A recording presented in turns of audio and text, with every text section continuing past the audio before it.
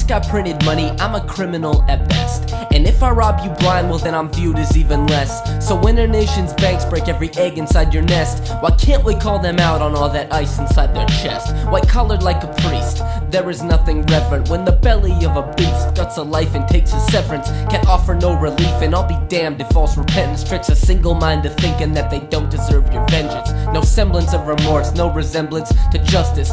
Faith put in the courts turns unsatisfied bloodlust. This is a massive miscarriage of a pregnancy of cash, where losers get foreclosure and the winners get a pass.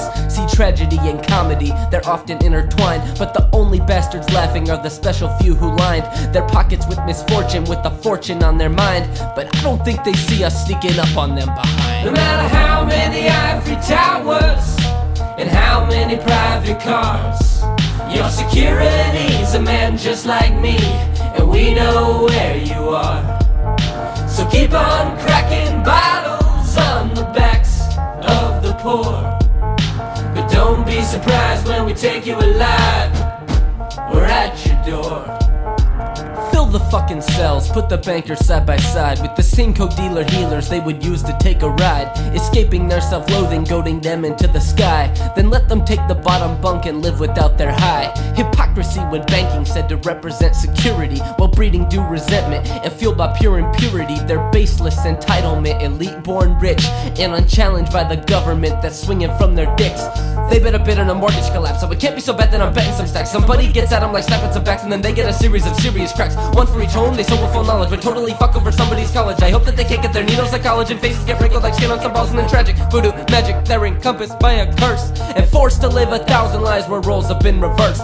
And just when they think that it cannot get any worse, we kiss them goodnight with the blade of a knife and a ride in the back of a hearse.